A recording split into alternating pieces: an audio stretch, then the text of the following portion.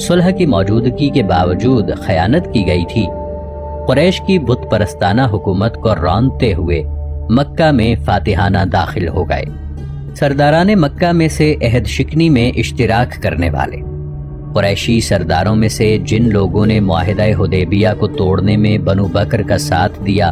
اور الوطیر میں خزاعہ کے ساتھ خیانت کے جرم میں اپنے ہتھیاروں اور جانوں کے ساتھ شریک ہوئے، ان کے نام یہ ہیں: صفوان بن امیہ اور سہیل بن عمرو العامری، جس نے قریش کے نمائندے کی حیثیت میں صلح حدیبیہ کی تکمیل میں حصہ لیا تھا، اکرمہ بن ابو جہل، مکرز بن حفص اور حویتب بن عبد العزیٰ، یہ دونوں عامری ہیں۔ اسی طرح یہ دونوں حدیبیہ میں قریش کی طرف سے گفتگو کرنے والے وفد کے ممبر تھے، اور یہ ان لوگوں میں بھی شامل تھے جنہوں نے قریش کی طرف سے صلح پر دستخط ثبت کیے تھے۔ مورخین باوثوق طریقے سے بیان کرتے ہیں کہ خزاعہ کے ساتھ جو خیانت ہوئی اس میں ابو سفیان بن حرب، جو بنو عبد شمس کا سردار اور قریشی فوجوں کا سالار عام تھا، اس کے سوا تمام قریشی سردار شامل تھے۔ اس سے کوئی مشورہ نہیں لیا گیا۔ بعض کا کہنا ہے کہ انہوں نے اس کو اپنی نیتوں سے آگاہ کر کے خیانت میں شمولیت کی استدعا کی تو اس نے انکار کیا اور انہیں اس کے انجام سے ڈرایا، لیکن وہ اپنے جرم کے منصوبے پر چلتے ہوئے اس کے مرتکب ہو گئے اور انہوں نے قریش پر جنگ مسلط کر دی، جس نے ان کی حکومت کو ہمیشہ کے لیے تباہ کر دیا۔ یہ بات قابل ذکر ہے کہ کنانہ میں سے بنو مدلج اپنی قوم کے ساتھ خیانت اور عہد شکنی کے جرم میں شریک نہیں ہوئے۔ اللہ تعالیٰ نے ان کو محفوظ رکھا۔ صلح حدیبیہ کے معاہدے کو توڑنے کی تاریخ۔ واقدی بیان کرتا ہے کہ جب صلح حدیبیہ کے 22 ماہ بعد ماہ شعبان آیا تو بنو نفاثہ نے، جو بنی بکر میں سے تھے، قریش کے اشراف سے بات کی اور بنو مدلج نے علیحدگی اختیار کر لی اور انہوں نے عہد شکنی نہیں کی کہ وہ ان کی اپنی خزائی دشمنوں کے خلاف ہتھیاروں اور آدمیوں سے مدد کریں۔ انہوں نے ان کو ان کے مقتول بھی یاد دلائے جو خزاعہ کے ہاتھوں مارے گئے تھے، اور ان کو ان کی رشتہ داریاں بھی یاد دلائیں اور یہ بھی بتایا کہ وہ ان کے ساتھ معاہدے میں شامل ہیں، اور خزاعہ اپنے عہد میں محمد رسول اللہ صلی اللہ علیہ وآلہ وسلم کے ساتھ شامل ہیں۔ تو انہوں نے دیکھا کہ ابو سفیان کے سوا تمام قوم اس بات میں جلد کارروائی کرنے کی خواہاں ہے۔ ابو سفیان نے کوئی مشورہ نہیں دیا اور نہ اسے علم تھا۔ یہ بھی کہا جاتا ہے کہ انہوں نے اسے یہ بات یاد دلائی تو اس نے انکار کر دیا، تو بنو ثقافہ اور بنو بکر کہنے لگے، یہ ہم ہی ہیں جنہوں نے تمہاری ہتھیاروں، گھوڑوں اور جوانوں سے مدد کی تھی۔ انہوں نے یہ بات پوشیدہ رکھی کہ کہیں خزاعہ کو پتہ نہ چل جائے، کیونکہ اس وقت وہ صلح کی حالت کی وجہ سے نیز اسلام نے ان کے درمیان جو رکاوٹ ڈالی ہوئی تھی اس کی وجہ سے غفلت میں تھے۔ پھر قریش نے الوطیر اور ساتھ کی جگہوں کا تقرر کیا اور مقررہ میعاد پر قریش کے بڑے بڑے آدمی بھیس بدل کر اور نقاب ڈال کر ان سے جا ملے، اور یہ صفوان بن امیہ، مکرز بن حفص بن الخفیف اور حویتب بن عبد العزیٰ تھے، اور یہ اپنے ساتھ اپنے غلاموں کو بھی لائے تھے۔ بنو بکر کا سردار نوفل بن معاویہ الدولی تھا۔ انہوں نے خزاعہ پر شب خون مارا جو اپنے دشمنوں سے مطمئن ہو کر غافل پڑے تھے۔ اگر انہیں کوئی خدشہ ہوتا تو وہ تیار اور چوکس ہوتے۔ یہ ان کا مسلسل قتل عام کرتے رہے، یہاں تک کہ انہوں نے ان کے حرم کے ارد گرد نصب پتھروں تک پہنچا دیا۔ حرم میں بے ہتھیار خزائیوں کے بچنے کے برعکس بنو بکر کے سردار نوفل بن معاویہ نے انہیں حرم کے اندر قتل کرنے پر اصرار کیا، اور جب اس کی قوم کے بعض آدمیوں نے اسے قتل سے روکنے کے لیے مشورہ دیا کہ وہ اس حرم کے اندر ہے جس میں عرب قتل کو جائز نہیں سمجھتے، تو اس نے اس جرم میں مزید آگے بڑھنے پر اصرار کیا،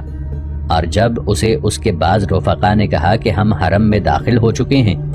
نوفل اپنے خدا سے ڈر تو اس نے ایک عظیم کفریہ کلمہ کہا، آج میرا کوئی خدا نہیں۔ پھر اس نے اپنی قوم کو لگاتار موقع سے فائدہ اٹھانے کا حکم دیتے ہوئے کہا، اے بنو بکر، اپنا بدلہ لے لو، مجھے میری زندگی کی قسم، تم حرم میں حاجیوں کی چوری کیا کرتے ہو، کیا تم اس میں اپنا بدلہ نہیں لے سکتے؟ پھر اس نے خزاعہ کو لگاتار قتل کرنے کے شدید احکام صادر کرتے ہوئے بنی بکر سے کہا، تم میں سے کوئی آدمی آج کے بعد تک اپنے بدلے کو مؤخر نہ کرے، پس بنو بکر نہتے خزائیوں پر مسلسل حملے کرتے یہاں تک کہ انہیں مکہ تک لے آئے، اور خزاع نے بدیل بن ورقہ الخزائی اور رافع جو ان کا دوست تھا ان کے گھروں میں طلوع فجر کے وقت پناہ لی، اور قریش میں سے جو لوگ نوفل کے آدمیوں کے ساتھ مل کر اس جرم میں شریک تھے وہ بھی خزائیوں پر حملے کرتے رہے،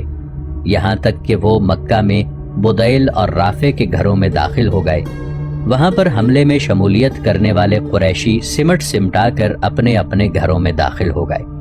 ان کا خیال تھا کہ ان کے جنگ میں شامل ہونے کو کوئی آدمی بھی نہ جان پائے گا، اور حضرت نبی کریم صلی اللہ علیہ وآلہ وسلم کو بھی ان باتوں کا پتہ نہ چلے گا جو انہوں نے بنی بکر کے ساتھ مل کر خیانت اور نقض عہد کے متعلق کی ہیں۔ تاہم بنو بکر نے طلوع فجر کے بعد بھی مکہ کے اندر خزاع پر اپنا حملہ جاری رکھا، اور بدیل بن ورقہ اور رافع کے دروازوں پر بغیر اس کے قریش کا کوئی آدمی ان کی راہ میں حائل ہوا ہو خزاع کے 20 آدمیوں کو قتل کر دیا۔ اس سے معلوم ہوتا ہے کہ اس حملے میں قریش بنی بکر کے ساتھ متفق تھے۔ ہاں، قریش کے بعض افراد جب اس بات سے آگاہ ہوئے تو وہ اس خیانت کے انجام سے خوفزدہ ہوئے اور سمجھ گئے کہ قریش اور ان کے حلیف بنی بکر نے جو کچھ کیا ہے دراصل اس عہد توڑنے کے لیے کیا ہے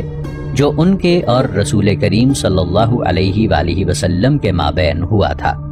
چنانچہ حارث بن حشام اور عبداللہ بن ابی ربیہ نے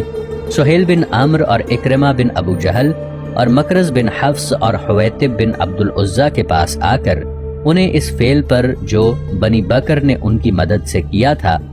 ملامت کی، اور انہیں یاد دلایا کہ ان کے اور محمد صلی اللہ علیہ وآلہ وسلم کے درمیان مدت مقررہ تک ایک معاہدہ طے پایا ہوا ہے، اور جو کچھ انہوں نے کیا ہے اس سے مدت کی خلاف ورزی ہوئی ہے۔ نوفل بن معاویہ اور اس کی قوم بنو بکر مکہ میں موجود خزائیوں کو فنا کر دینے کا پختہ ارادہ کیے ہوئے تھے۔ ہاں، سہیل بن عمرو اور صفوان بن امیہ اور ان کے قریشی ساتھی جو اس جرم میں ان کے ساتھ شریک تھے حارث کی گفتگو سے متاثر ہوئے اور اپنے نقض عہد کے ساتھی نوفل بن معاویہ کے پاس گئے اور اسے خزائیوں کے لگاتار قتل عام سے روکتے ہوئے کہا، ہم نے تیرے اور تیرے اصحاب کے ساتھ مل کر جو کچھ کیا ہے تو اسے دیکھ چکا ہے، اور جو قتل عام تو نے کیا ہے وہ بھی تیری نگاہوں کے سامنے ہے، اب تو ان کے باقی ماندہ لوگوں کو بھی قتل کرنا چاہتا ہے، ہم تیری اس بات کو نہیں مانیں گے، ان کو ہماری خاطر چھوڑ دے۔ اس نے جواب دیا، بہت اچھا، اور اس نے قتل عام بند کرا دیا اور پھر اپنی قوم کے ساتھ مکہ چھوڑ کر چلا گیا۔ اپنے کیے پر قریش کی ندامت، لیکن خزاع کے ساتھ خیانت کے ارتکاب کے بعد بنو بکر اور ان کے معاونین قریشی سرداروں کو جب یہ بات سمجھ آئی کہ انہوں نے جو کارروائی کی ہے اس سے معاہدہ حدیبیہ کی صریح خلاف ورزی ہوئی ہے تو انہیں ندامت اور خوف دامن گیر ہوا، خصوصاً ان لوگوں کو جنہوں نے قریش کی طرف سے صلح حدیبیہ کی دستاویز پر دستخط کیے تھے، یعنی سہیل بن عمرو، مکرز بن حفص اور حویتب بن عبد العزیٰ، اور صلح حدیبیہ سے فائدہ اٹھاتے ہوئے خزاع کے ساتھ خیانت کرنے میں یہ بھی شریک تھے۔ مورخین کہتے ہیں کہ حارث بن حشام اور عبداللہ بن ابی ربیہ ابو سفیان کے پاس اس واقعے کی مذمت کرتے ہوئے گئے اور کہا کہ اس معاملے کی اصلاح ضروری ہے، خدا کی قسم اگر یہ معاملہ درست نہ ہوا تو محمد صلی اللہ علیہ وآلہ وسلم اپنے اصحاب کے ساتھ تمہیں خوفزدہ کر دیں گے۔ جب ابو سفیان نے اس امر کی بڑائی کو دیکھا تو کہنے لگا، خدا کی قسم یہ وہ امر ہے جس میں میں شامل نہیں اور نہ اس سے غائب ہوں، اس کی ذمہ داری تو مجھ پر ہی ڈالی جائے گی۔ خدا کی قسم جب مجھے اس امر کی اطلاع ہوئی تو نہ میں نے مشورہ دیا اور نہ اس کو پسند کیا۔ خدا کی قسم اگر میرا گمان درست ہے اور وہ درست ہی ہے تو محمد صلی اللہ علیہ وآلہ وسلم ضرور ہم سے نبرد آزما ہوں گے۔ عبداللہ بن ابی ربیہ کے متعلق اصحابہ میں ابن حجر رحمۃ اللہ علیہ کہتے ہیں کہ اس کا نام عمرو ہے، بعض حذیفہ بھی کہتے ہیں۔